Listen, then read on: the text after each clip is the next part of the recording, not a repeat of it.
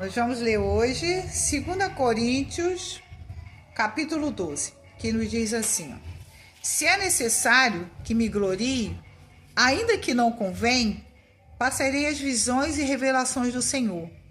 Conheço um homem em Cristo que há 14 anos foi arrebatado até o terceiro céu. Se no corpo ou fora do corpo, não sei, Deus o sabe. Sei que o tal homem, se no corpo ou fora do corpo, não sei, Deus o sabe, foi arrebatado ao paraíso e ouviu palavras inefáveis, as quais não é lícito ao homem referir. De tal coisa me gloriarei, não porém de mim mesmo, salvo nas minhas fraquezas. Pois, se eu vier a gloriar-me, não serei nécio, porque direi a verdade. Mas abstenho-me para que ninguém se preocupe comigo, mais do que em mim vê ou de mim ouve. E para que não me ensoberbecesse com a grandeza das revelações, foi-me posto um espinho na carne, mensageiro de Satanás, para me esbofetear, a fim de que eu não me exalte. Por causa disso, 3 vezes pedi ao Senhor que o afastasse de mim. Então ele me disse: a minha graça te basta, porque o poder se aperfeiçoa na fraqueza. De boa vontade, pois, mas me gloriarei nas fraquezas, para que sobre mim repouse o poder de Cristo. Pelo que sinto prazer nas fraquezas, nas injúrias, nas necessidades, nas perseguições, nas angústias por amor de Cristo. Porque quando sou fraco, então é que sou forte. Tem-me tornado insensato, a isto me constrangeste.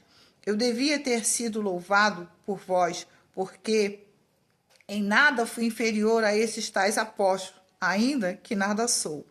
Pois as credenciais do apostolado foram apresentadas no meio de vós, com toda a persistência, por sinais, prodígios e poderes miraculosos.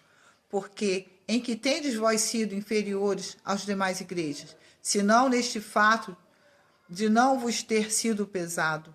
Perdoai-me esta injustiça. Eis que pela 3ª vez estou pronto a ir ter convosco, e não vos sereis pesado, pois não vou atrás dos vossos bens, mas procuro a vós outros. Não devem os filhos entesourar para os pais, mas os pais para os filhos. Eu, de boa vontade, me gastarei e ainda me deixarei gastar em prol da vossa alma. Se mais vos amo, serei menos amado? Pois, sejam assim, eu não fui mais pesado, porém, sendo astuto, eu prendi um dolo. Porventura vos explorei por intermédio de alguns daqueles que vos enviei? Roguei a Tito e enviei com ele outros irmãos. Porventura Tito vos explorou? Acaso não temos andado no mesmo espírito? Não seguimos nas mesmas pisadas? Há muito pensei que nos estavam desculpando convosco, falando em Cristo perante Deus e tudo, amados, para a vossa edificação. Tendo, pois, que indo ter convosco, não vos encontre de forma em que vos quero, que também vós me acheis diferente do que esperáveis, e que haja entre vós contendas, inveja, iras, porfias, detrações, intrigas, orgulhos e tumulto. Receio que indo outra vez o meu Deus me humilhe no meio de vós, e eu venha chorar por muito, que outrora pecaram e não se arrependeram da impureza, prostituição, lascívia que cometeram. É engraçado de que a primeira coisa que me chama a atenção aqui, né, apesar da palavra ter muitas coisas aqui, a coisa que mais me chamou a atenção foi o fato dele falar de que ele iria chorar muito pelo pecado daqueles que não se arrependeram, né? E isso já me faz ver assim a diferença de atitude da igreja muitas vezes com relação ao pecado. Quando alguém peca, é exposto, né? É julgado, é colocado em disciplinas rigorosas, e todo mundo quer logo jogar pedra, todo mundo quer logo julgar, todo mundo quer se afastar, né? E aqui Paulo falando de que ele iria o quê? Chorar. Chorar por aqueles que estão pecando e não se arrependeram. E muitas vezes nós não estamos chorando, nós estamos ficando com raiva, querendo pegar o irmãozinho pela goela assim, ó, sacudir ele, acertar na parede 10 vezes. Não uma não, gente, 10. Né? Porque a gente se ira com o pecado, né? E aqui Paulo estava falando que não, que ele iria chorar. Só nisso aí já me quebrou, tá? Só nisso aí já me quebrou. Porque nós temos o hábito de querer lutar pela santidade dos outros, né? Nós temos o hábito de querer mandar nas pessoas para que as pessoas vivam uma vida do jeito que a gente sabe que é melhor, que é santa, que é agradável, que é, né, para Deus. A gente tem esse zelo do Senhor. Só que de uma maneira errada, porque nós não temos poder para mudar ninguém. E nós não somos responsáveis pela santidade de ninguém. E nós não temos que nos sentir ameaçados com o pecado de alguém, né? Nós temos que chorar para que essas pessoas se arrependam, e nós temos que levar essa pessoa a entender o mal que ela está fazendo em primeiro lugar para ela mesma. Nós devemos levar essa pessoa a entender, né, a responsabilidade dela com aquilo que ela está fazendo, quantas pessoas que ela vai estar afetando. Né? Ela tem que ser responsável pelo erro que ela cometeu. E a gente, às vezes, parece que o pecado do outro está nos afetando. Parece que a gente tem medo do pecado do outro, né? E às vezes não quer nem chegar perto, né? Do pecador. O pecador interno, né? Que é o pecador lá de fora, a gente tem que ir lá buscar. Eu sempre falo isso. Que a igreja tem esse sério problema. Né? Chama o pecador de fora. Venham todos, venham como está. Jesus vai te transformar. Venha o viciado, venha a prostituta, vem, né? Para poder Jesus te transformar. Agora, quando um de dentro peca, fora, rua, volta para o mundo. Não queremos você aqui. Você está contaminando esse ambiente santo, né? Nós não temos um comportamento que deveríamos ter. Como Paulo falou, eles estariam chorando por aqueles que não se arrependeram. Né? E o ideal é a gente chamar a pessoa para a responsabilidade dela. O pecado que ela está cometendo contra Deus, contra ela mesma, ela está prejudicando as pessoas que estão em sua volta, mas ela precisa ter essa consciência, a gente precisa ter todo esse amor para poder conduzir essa pessoa a esse questionamento. Né? Qual foi a raiz real desse pecado? O que te levou a cometer esse pecado? Né? E às vezes a gente não faz isso, a gente só vai com o dedo mesmo na cara, né? Apontando, julgando, e não vai, às vezes, ajudar a pessoa em nada. Nem ela, não conduzir nem sequer a pessoa a reconhecer o erro, a assumir o erro e a se consertar, voltar a acertar o caminho. Né? Se tem saída para o pecador que está lá fora, não vai ter saída para um filho de Deus que cai, gente. Nós somos filhos da luz, somos filhos de Deus, não somos mais filhos das trevas. E se tropeçar, se cair, gente, vamos ali analisar, vamos ajudar, vamos socorrer, né? Vamos dar uma oportunidade para a pessoa sabe, tomar consciência daquilo que ela fez, se retratar com as pessoas com quem ela errou, para se consertar e voltar ao caminho de santidade. Se tem saída para quem está lá fora, não vai ter para quem está aqui dentro. Né? Então são as coisas que eu sempre questiono. E fico preocupada, né, com isso, né, com o comportamento da igreja, que às vezes joga muito no mundo, joga muitas pessoas no mundo por não saber lidar com o pecado interno. E aqui Paulo falou de que ele estaria o quê? Chorando. Ele estaria chorando por aqueles que não se arrependeram, aqueles que não conseguiram se ver livre dos seus pecados. Né? E aí aqui também, no versículo anterior, né, ele fala também de que entre o povo de Deus, às vezes sem contendas, invejas, porfias, né, intrigas, orgulho, tumultos. E aí, às vezes, essas questões, dessas intrigas, dessas intrigazinhas, ninguém vê isso como pecado. Acho que pecado é o adultério, né, algo assim visível para todos. E a fofoca que estão sendo constantemente feita. E os fake news estão sendo constantemente, sabe, divulgado como sendo verdade absoluta, sabe?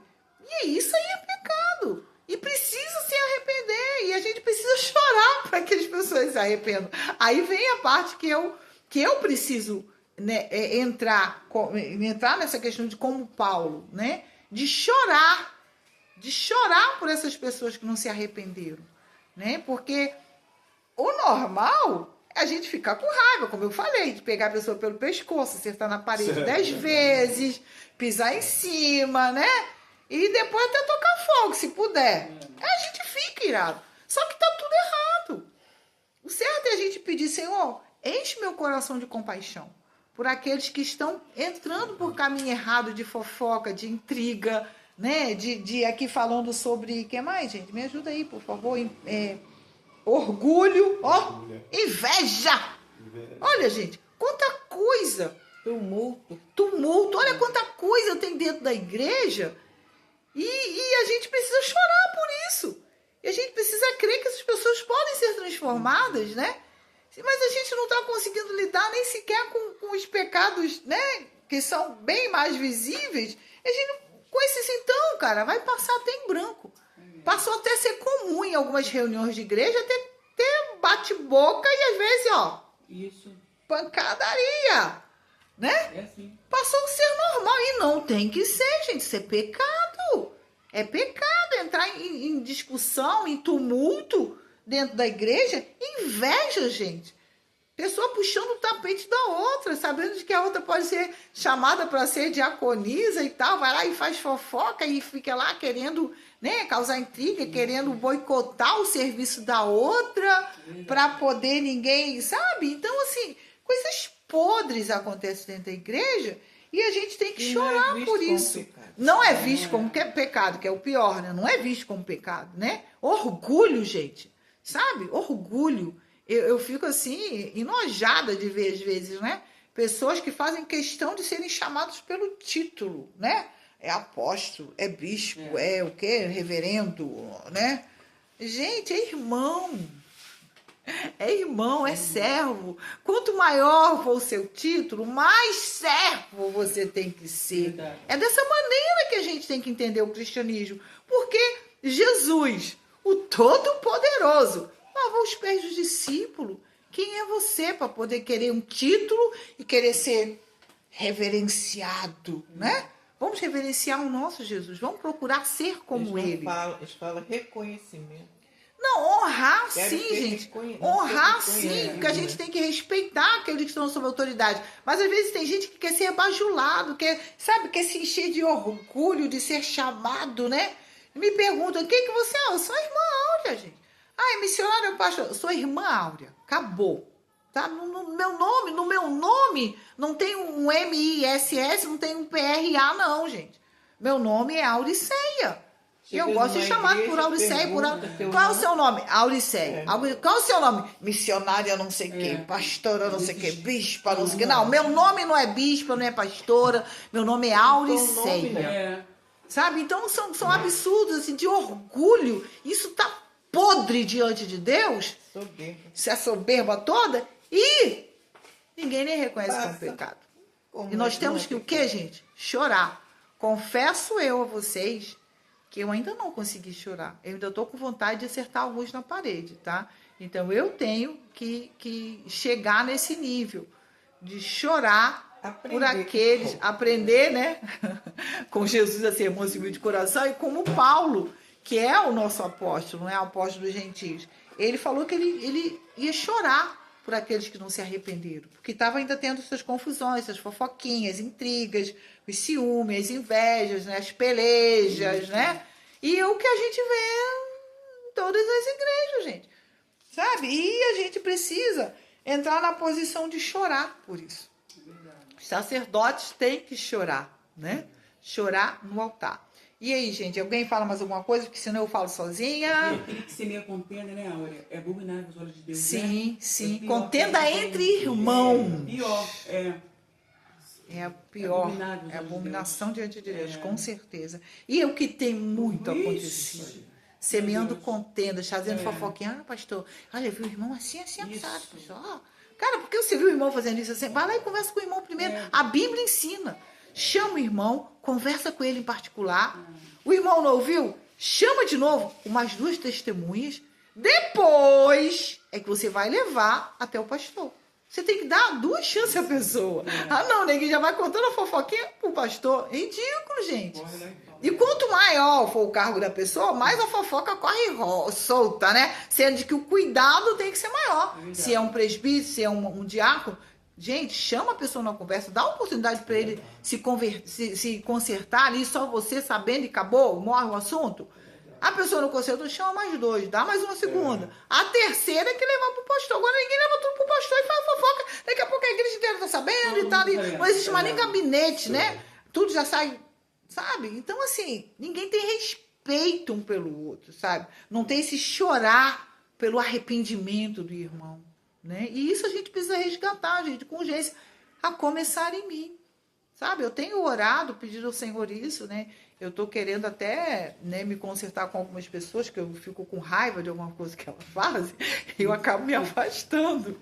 E Deus está me cobrando na última reunião, que eu chorei horrores aqui de acertar, socar a mesa e quase quebrar tudo, porque Deus falou, dá uma oportunidade para a pessoa se consertar. Se você se afasta, você está condenando aquela pessoa ao inferno.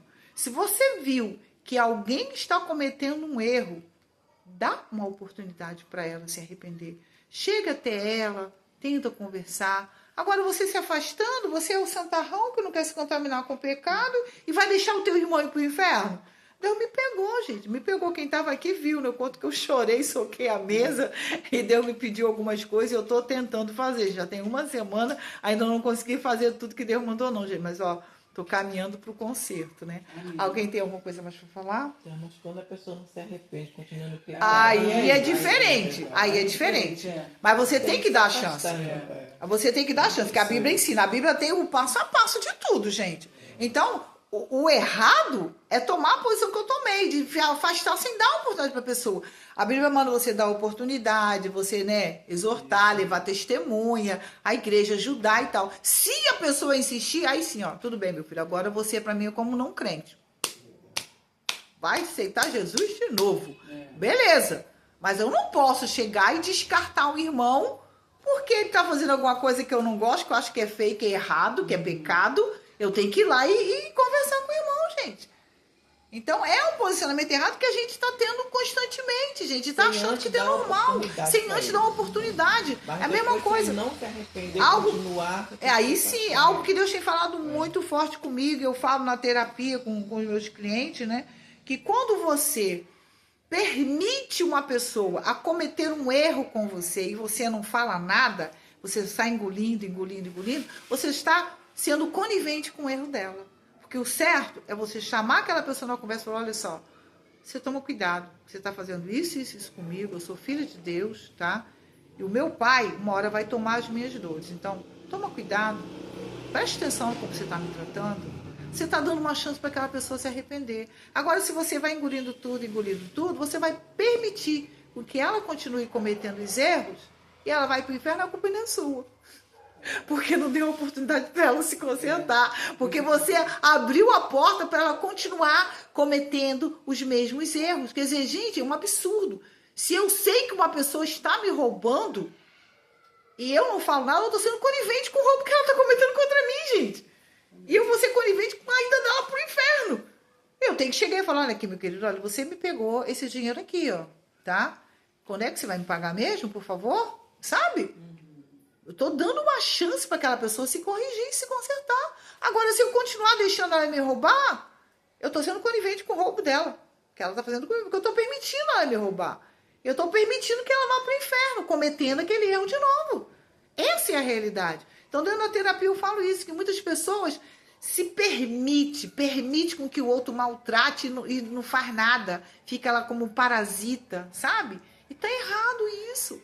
Você tem que abrir a oportunidade para o outro se consertar. Não seja conivente com o erro que o outro está cometendo com você. Se posicione, fale para ele que ele está errado, dê uma oportunidade para ele se consertar. Senão ele vai para o inferno e a culpa vai ser sua, tá? Vamos continuar aqui, gente.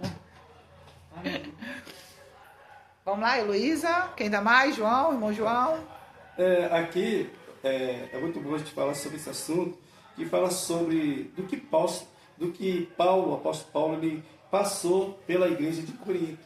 Né? A gente vê que, não fugindo do assunto, a irmã foi muito feliz de escolher esse tema do que Paulo passou. Aqui no versículo 21, como a irmã já leu, aqui ele fala assim, ó, que quando for outra vez o meu Deus me humilhe para convosco e chore por muitos daqueles que dante pecaram e não se arrependeram da imundícia e fornicação, ó. Olha o que ocorria na igreja de Corinto, e desonestidade que cometeram.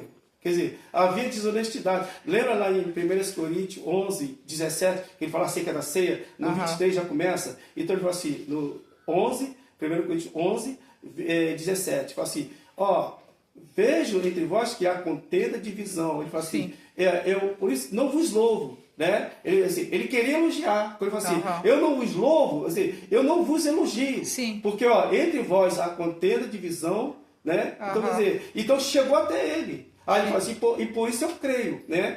Então, levar essa informação a ele, aí ele envia essa carta. Sim. Tanto a primeira carta de Coríntios e a segunda, né? Então, quer dizer, então, aí se cumpre aquilo que Jesus falou para Ananias. Atos 9. Vai, porque para mim ele é um vaso escolhido, né? Ó, vai, e eu farei o quanto ele vai sofrer, padecer, por amor do meu nome. Olha só, Jesus está falando com Ananias. Sim. Jesus não falou isso com Paulo. Interessante que Jesus trata com Ananias, usando essas palavras. Vai, eu farei o quanto ele vai sofrer. Então, a palavra de Jesus se cumpriu na vida de Paulo. Sim. Então, interessante aqui, aí ele fala assim, acerca depois que ele fala, e disse, a minha graça te basta, porque o meu poder se aperfeiçoa na fraqueza, de boa vontade, pois que me gloriarei nas minhas fraquezas, para que em mim habite o poder de Cristo. Agora o versículo 10. Por isso sinto prazer. Agora ele muda a sua forma de pensar. Por isso sinto prazer nas fraquezas, nas injúrias, isso é Paulo falando, nas necessidades, nas perseguições, nas angústias, por amor de Cristo. Porque quando eu estou fraco, agora ele muda a forma de pensamento, ó. Quando eu estou fraco, então sou forte. Fui nécio em gloriar-me, ó. Fui nécio, ou seja, ignorante, né? Fui nécio, fui tolo, né? Em me gloriar, né? Vos me constrangeste, porque eu devia ter sido louvado por vós, visto que nada fui, né, inferior aos mais apóstolos. Excelentes. Quer dizer, apóstolos. Ele sabia de que o trabalho que ele estava fazendo era um trabalho de excelência, ele precisava merecia até ser honrado, né? Como os outros, mas no entanto ele estava sendo humilhado. Mas por quê? Porque ele sabia que aquilo ali era importante para ele. Então, eu me glorio nisso, porque quando eu sou fraco, aí sim é que eu vou ser forte. Isso é verdade. Sobre mim vai repousar o poder de Deus. Ele passou a ter essa concepção. Sim. Depois que Jesus falou assim, ó, meu poder se aperfeiçoa na fraqueza. Aí ele agora muda a sua forma de pensar. Então, quer dizer... Mas é porque aquilo lá que já tinha sido falado antes ele vai saber o que é padecer por mim. Isso aí aqui ele reconhece. Ele reconhece, é verdade. Assim, poxa, bem que eu poderia ter sido louvado, né? Como os outros apóstolos. É verdade. Puxa, mas... Não, agora eu entendi. Verdade. Agora eu entendi que eu tenho que, né? Eu me gloriar nas minhas fraquezas, porque aí sim é que eu sou forte. Porque foi isso, sobre ele repousa o poder de Deus, e Deus tinha falado, Jesus tinha falado antes. Por mim, ele vai saber. Aí o que Jesus faz? Jesus coloca essa igreja nas mãos de Paulo para cuidar. Quer dizer, Jesus colocou, ele vai ter que cuidar, ele tem que sofrer por ela, né? Por isso que ele pede, ele ora 3 vezes, afaste desse cara, esse espinho, né? Esse espinho. Esse espinho, né? Ele orou 3 vezes. Aí Jesus responde, a minha graça te basta. Né? Então, quer dizer, ele sabia muito bem a sua missão. Sim. Ele sabia. Jesus falou ali, mas não falou para ele. Né? A gente não mas sabe aqui que ele enxergou, aqui que ele teve... Então, agora, como ele fala, aqui em Gálatas, olha só, não estou fugindo do assunto não, em Gálatas capítulo 1, está dentro do tema. Tá? Olha só, em Gálatas capítulo 1, tá? Não está fugindo do assunto não. Paulo apóstolo, não da parte dos homens, olha, ele é apóstolo, não da parte dos homens, nem por homem alguns, mas por Jesus Cristo e por Deus, Pai que o ressuscitou dentre os mortos. Tá vendo? Ele foi levantado, não foi pelos homens, mas por Jesus. Então, quer dizer, aí Jesus, o que ele faz? Coloca essa igreja crente, né, mais carnal, superdotada de dons, veja bem, que havia tudo isso. Aham. Contenda, né? Desonestidade, imundícia, fornicação, como tá aqui, ó. esse Até, ó, gente, é até fornicação. fornicação na igreja. Missionário, hoje é diferente. Não, a gente não tá falando mal. Não. Hoje, no nosso E meio, a assim. gente vê assim, poxa, tem uma igreja que tem tanto dom, tanta coisa, Então, tem essa baixaria, eu mas tô tem igual carnalidade no meio. Agora, o interessante de tudo isso é que Paulo fala assim, ó, eu sei que o meu Deus vai me humilhar. Isso, vai humilhar ele. Vai me interessante, humilhar para eu chorar Então, por eles. E eu então. acho que é nesse ponto aqui que eu digo que tem que ser a minha parte hoje, tá? Isso aí. Que Deus venha me humilhar Isso é para eu verdade. chorar por esses pecados, sabe? E a gente não vê Isso isso aí, como algo anormal, a gente tá aqui rindo, brincando, mas isso tem que doer no Claro, nosso coração. claro, é verdade. Porque imagina, gente, tantos dons que Deus dá, sabe? Tantos profetas, sabe? Então. Esse homens de Deus revelar coisas profundas e de repente tá caindo no pecado de gente. Ai, meu Deus do céu, sabe? De pornografia, coisa baixa, sabe? Que é coisa que adolescente recém-convertido que tá. Isso E aí. de repente você vê profetas, vê homens de Deus, sabe? Que você Isso pensa aí. que tá no alto escalão, né? Isso E de aí. repente tá cometendo esses pecados absurdos, isso a gente tem que chorar por isso. Isso aí. Mas a gente, normal, nós vamos ficar com raiva, né? Mas E eu tô pedindo, Senhor, permite pra ele não se gloriar. mas assim, a gente tem, o que a gente tem que estranho, né? entender, a gente tem que entender que a gente tem que pedir a Deus que nos humilhe pra gente sentir dó dessas pessoas, sabe? Sentir dó dessas pessoas, né? E orar para que Deus conduza ao arrependimento, né? Porque muita gente está cometendo pecados terríveis escondido, que não chegou ao conhecimento dos pastores, do público, mas Deus está vendo, gente. Isso que é o mais sério, sabe? E isso dói, às vezes, na própria pessoa, verdade, porque ela vê assim, poxa, eu tô cometendo isso, mas Deus ainda está me usando, sabe? Deus não tira o dom, não, gente. Eu conheci uma pessoa que estava em pecado, Deus estava dando revelação para ela, né, Ziza? Deus trazia revelação para ela, falava, meu Deus do céu, eu tô vendo tudo. E a pessoa estava em baita pecado, sabe? E Deus ali, às vezes, exatamente para Deus chamando ela de volta. A gente fala, tá vendo? Eu tô te dando o dom. A pessoa orava, o espírito de morte se embora, gente. De Deus. A pessoa repreendia espírito de morte. E eu ficava olhando assim, ó. Aí Deus falou assim, eu tô chamando ela de volta. Eu não tirei o dom, não tirei o dom. E foi isso para ela poder conseguir entender, sabe? Que ela ficava assim, não, eu não posso nem falar de Jesus, porque eu sei quanto que eu tô pegando. Olha só, Deus te quer ainda e para de palhaçada e vai lá e fala de Jesus. Sabe, me chamou para eu falar de Jesus para alguém, porque ela achava que ela não era digna de falar de Jesus para a pessoa, né? Mas graças a Deus, Jesus trouxe ela de volta, sabe? E assim, e esse tipo de coisa às vezes acontece, sabe por quê, gente? Porque a pessoa entra numa unção tão grande, num nível tão grande espiritual, né? Que ela se acha que ela é semideus, que ela tem todo o poder, toda a gente. Uma pessoa de que orar o espírito de morte embora, gente. E a pessoa se achava assim que eu posso tudo, eu oro e as coisas acontecem. Então tem coisas que só eu sei fazer, porque ficava com raiva de pessoas que caem em pecado, porque baixaria, porque isso, não sei o que, não sei o que. Até o dia em que ela caiu, e aí ela foi ver assim, gente, o que é isso? Para cair, basta estar de pé. Aquele que está de pé, cuide para que não caia. Então, o que derruba qualquer um, gente, é a soberba. Por isso a necessidade de ter o espinho na carne, né? Uma perseguiçãozinha básica ali, né? Outra perseguiçãozinha ali, que aí você vai se apruma. Ai, Senhor, eu não sou nada, né? Eu não sou nada, o teu poder se aperfeiçoa na minha fraqueza. Porque esse tipo de situação pode acontecer com qualquer um. Gente, eu já vi tanta. Aliás, o Brasil inteiro já viu, né, gente? Pessoas maravilhosas que no Brasil era considerado o pastor, né? E foi caindo.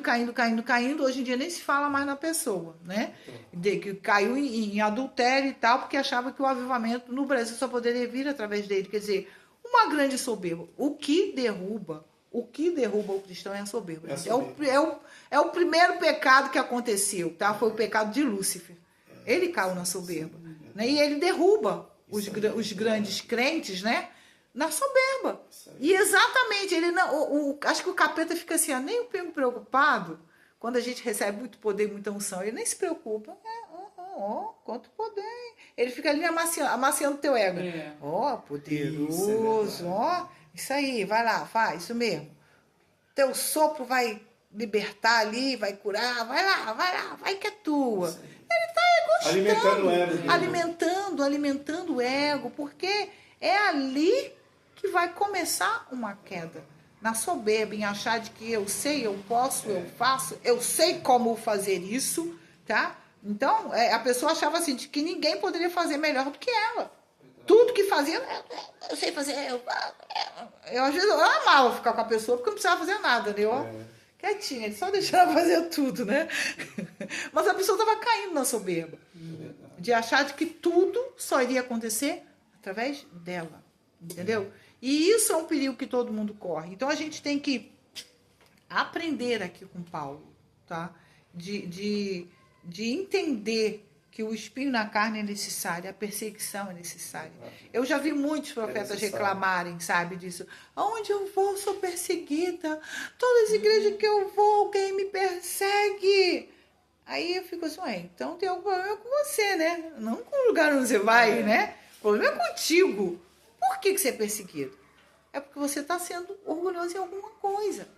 Em achar que você é melhor do que alguém, de que você é a melhor profetisa da região, em que você é que sabe tudo, é que tem um discernimento mais rápido e não ajuda o outro a crescer, não colabora com o crescimento do outro. Aí vem a perseguição. É o teu espinho na carne. Para você entender de que você faz parte do corpo e que tudo não se resume em você. Você não tem toda a verdade, você não tem toda a unção. Não é dono da verdade. Não é dono da verdade. E aí isso é a lição que a gente tem que levar, tirar para nossa vida.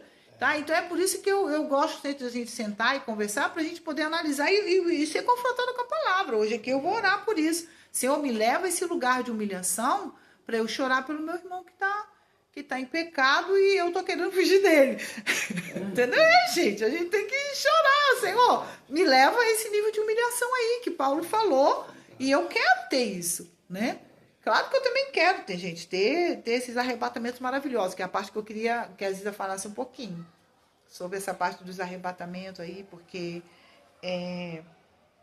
Paulo aqui fala, né? Ele fala com muita humildade, não sei se no corpo, fora do corpo, esse homem é ele mesmo, né? Ele começa assim: se é necessário que me glorie, ainda que não convém, passarei as visões e revelações do Senhor.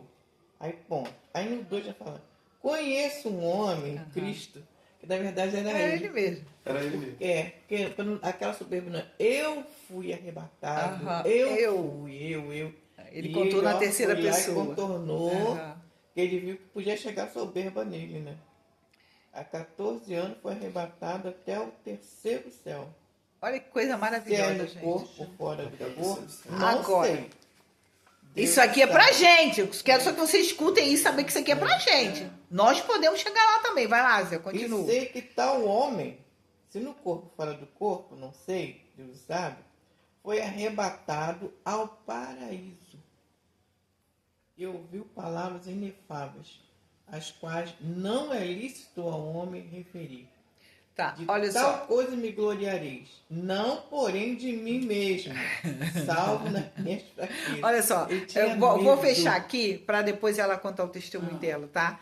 Então, gente, olha, é muito importante a gente se ligar que essa palavra aqui, ó, é para nós, tá? Então, eu e você podemos também receber esse tipo de revelação.